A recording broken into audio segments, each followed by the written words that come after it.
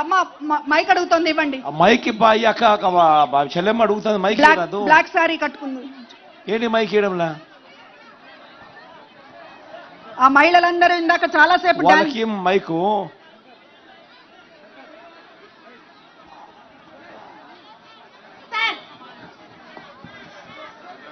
Hello, నమస్తే sir.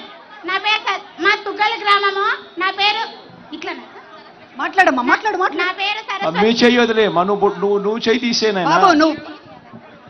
Hello sir, hello sir, నా పేరు సరస్వతి సార్. మా తుగ్గలి గ్రామము. నేను ఓన్లీ ఇక్కడ సమస్యలు అయితే చెప్పకూడదా సార్? ఏవైనా సమస్యలు ఉంటే చెప్పాలా వద్దా?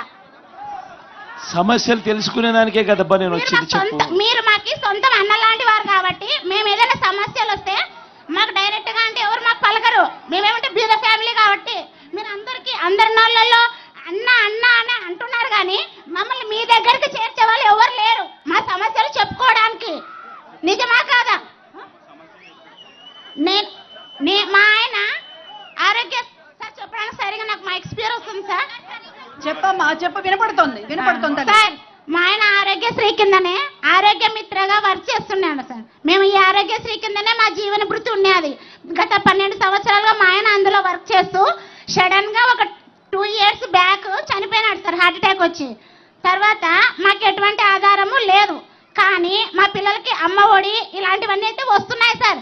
మాకు మైక్ ఇస్తే కదా సార్ మేము ఏమైనా మీకు చెప్పడానికైనా.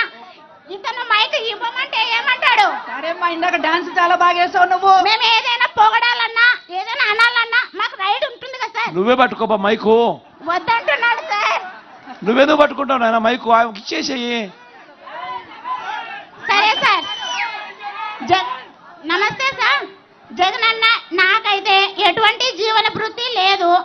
నాకేమైనా మీరు సాయం చేయగలరేమో అని డిగ్రీ క్వాలిఫికేషన్ చేసినాను. ఎన్నిసార్లుగా అన్ని చేస్తున్నాను కానీ పింఛన్ కానీ లేదు సార్. మెయిన్ మీరు అందరికీ పింఛన్ ఇచ్చినాను అన్నారు కదా. నాకు మా ఆయన ఆరోగ్య దాంట్లో వర్క్ చేస్తున్నందుకు మరి వేరే ప్రాబ్లమ్స్. నాకైతే ఇంతవరకు 3 years అయినా పెన్షన్ రాలేదు. కానీ నేనే మీకేం అబ్జెక్షన్ చెప్పి నాకు జగన్ వద్దు ఇలా అని నేను మీ మీద ఆపోజిషన్ చెప్పడానికి రాలేదు సార్. మేము పుట్టుకతోనే మీ అభిమానిని. నేనైతే జై జగనే నా సొంతం అన్న అంటాను. నాకు ఇవ్వని, నాకు మీరు సాయం చేయకపోని మీరే మా అన్న. నా పిల్లలకి విద్యా దీవెన కానీ అమ్మ ఒడి కానీ నెక్స్ట్ రైతు భరోసా ఇవన్నీ నాకు వస్తున్నాయి సార్. మాకు ఒక 3 ఎకరాల పొలం ఉంది. 3 ఎకరాలకు గాను రైతు భరోసా ఇవన్నీ పొందినాను నేను లబ్ధి. కానీ పెన్షన్ ఒక్కటి ఎందుకో నాకు రావట్లేదు సార్. వచ్చేటట్లు చూస్తారేమో అని. వేరే పని అంటే మేము చేయలేను. నా క్వాలిఫికేషన్ డిగ్రీ. ఏమైనా నా క్వాలిఫికేషన్ సరిపడా మీరు సీఎం కాబట్టి ఏదో ఒక చిన్న జాబ్ ఇప్పించిన ఇదే.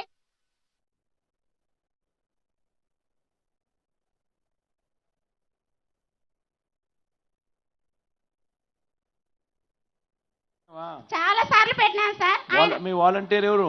మా వాలంటీరు రెహమాన్ సార్. రెహమాన్. సరే, వాలంటీర్ సార్ నా దగ్గర రమ్మని చెప్పు ఒకసారి. అమ్మా, విషయం తెలుస్తుంది అమ్మా. అంతేలేండి సార్. వాలంటీర్ నా దగ్గరికి వస్తే విషయం తెలుస్తుంది. సరే సార్. ఏ కారణం చేత ఈలేకపోయాడు, ఎందుకు ఈలేకపోయాడు కారణం తెలుస్తుంది. మీరైతే అన్ని ఇది ఒక్కటి కాక మిగతావన్నీ మేము లబ్ధి పొందినాం సార్. మా పిల్లలకి నా పెద్ద కూతురు గవర్నమెంట్ బడిలోనే చదివించినాను. 10th క్లాస్ అయిపోయింది సార్. అమ్మ ఒడి ఇవన్నీ నేను పొందినాను సార్ లబ్ధి. కానీ ఇది ఒకటి రాలేదని చెప్తున్నాను సార్. అంతే. నేనేం మీకేం అట్లా చెప్పట్లేదు సార్. నాకు సరిగా మాట్లాడడానికి రావడం లేదు. దయచేసి. తప్పే పోతుంది, నాకు చెప్పకపోతే ఎవరు చెప్తావు కానీ. ఇన్ని కోట్ల మందికి సహాయం చేశారమ్మా, తప్పనిసరిగా.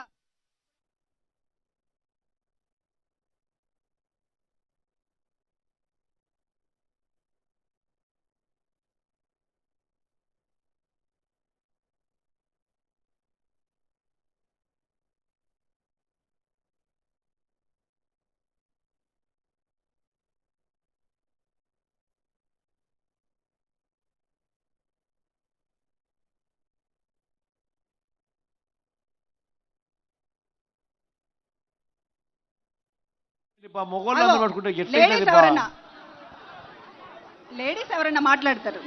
ఎట్లా జరుగుతుంది చెప్పు ప్రోగ్రాము. కూర్చోకపోతే ప్రోగ్రామ్ అనేది ఎట్లా చేయగలుగుతాం చెప్పు? అందరూ కుర్చీలలో నిలబడితే, కుర్చీల పైన నిలబడితే ఎట్లా ప్రోగ్రాం జరుగుతుంది?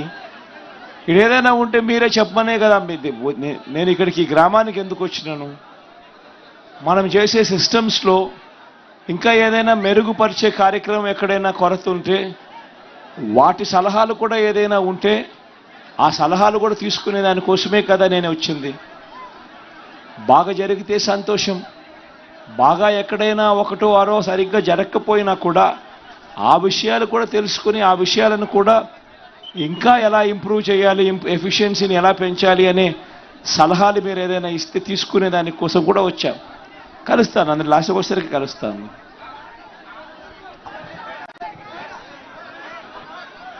కూర్చోవాలి ఫస్ట్. మీరు కొంత కూర్చోకపోతే కానీ అసలు ప్రోగ్రాం జరపడమే కష్టం అవుతుంది.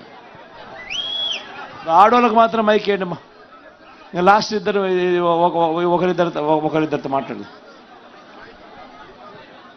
లక్ష్మి చెప్తే తుగ్గలి గ్రామము లక్ష్మక్క చెప్పక రాబోయే కాలానికి రాబోయే మా జగనన్న గారికి వెరీ వెరీ వెరీ థ్యాంక్స్, సుస్వాగతం, స్వాగతం. మరియు 1800 ఇవ్వని నా కొడుకు దత్తపుత్రుడు నీవు నాకు 18,750 ఇచ్చి 50 రూపాయలు ఇచ్చి నాకు అన్నగా నిలువుగా నాకు నిలువెత్తు దత్తపుత్రుడిగా ఉన్నందుకు నీకు మరీ మరీ స్వాగతం, సుస్వాగతం, నమస్కారాలు కూడా నేను చెప్పుకుంటున్నాను. ఎవరైనా సమస్య అయినా ఏమన్నా చెప్పాలనుకున్నా మీ దగ్గర స్లిప్పులు ఉన్నాయి, దయచేసి వాటి మీద రాసి డబ్బాలో వేస్తే అన్న డైరెక్ట్గా జగనన్న దగ్గరికి వెళతాయి. కాబట్టి ఎవరు మిస్ అయ్యాము చెప్పలేదు అనేటటువంటి అభిప్రాయం ఎవరికి వద్దు, దయచేసి రాసి వేయండి. ఇంకెవరైనా ఒక్కళ్ళకి అవకాశం తొందరగా అమ్మా. నా పేరు రేణుక. మీ ఆర్థిక సహాయం కోసం వచ్చాను నేను. మా ఆయనకి 2 ఏళ్ళ నుంచి ఊరు బా తుగ్గలేనా చెప్తాలే. ఈయనకు బ్రెయిన్ స్ట్రోక్ వచ్చింది. అన్ని చోట్ల చూపించాము, కాలు రాదన్నారు. 3,000 డబ్బులు వస్తున్నాయి. పింఛని 3,000 వస్తుందన్న. పిల్లల్ని అయితే గవర్నమెంట్ స్కూల్లో చదివిస్తున్నాము. మీరు వస్తున్నారని మా అన్న వస్తున్నాడు, మా బాధలు చెప్పుకోవడానికి వస్తున్నాడని వచ్చామన్నా. కాకపోతే ఇక్కడ మైకు సరిగ్గా ఇవ్వడం లేదన్నా. పింఛను పెంచండి అన్న మా ఆయనకి. కనీసం మాకు భూమి లేదు, ఏం లేదన్నా. మాకి కనీసం ఉండడానికి ఇల్లు కానీ తాకట్టు పెట్టుకున్నామన్నా మేము.